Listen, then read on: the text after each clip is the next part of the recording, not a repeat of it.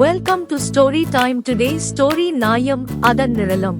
ஒரு நாள் முட்டாள் நாய் ஒன்று ஒரு இறைச்சி கடையில் இருந்த எலும்பு துண்டை திருடியது. அதனை வாயில் கவ்விக்கொண்டு தன் இருப்பிடத்திற்கு புறப்பட்டது.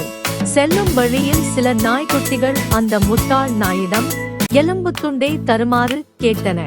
ஆனால் அந்த முட்டாள் நாயோ, இதை நான் யாருக்கும் தரமாட்டேன், இதை முழுவதுமாக நான் மட்டுமே சாப்பிடப் போகிறேன் என்று கூறிவிட்டு சென்றது.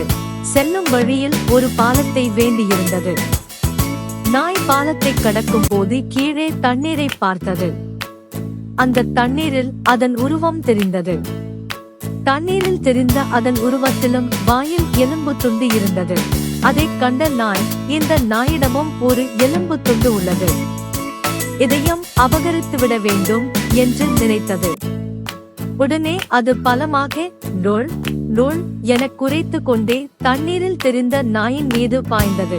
அதனால் அதன் வாயில் இருந்த எலும்பு துண்டும் தண்ணீரில் விழுந்தது. தண்ணீரில் விழுந்தவுடன் தான் அந்த முட்டாள் நாய்க்கு புரிந்தது இது நிழல் பிம்பம் என்று. அதனை தேடிச் சென்ற நாய் தண்ணீரில் தத்தளித்தது. மிகவும் துன்பத்துடன் உயிரை காப்பாற்றிக் கொண்டால் போதும் என கரையேற வேண்டியதாயிற்று. Thanks for watching more videos. Subscribe my channel.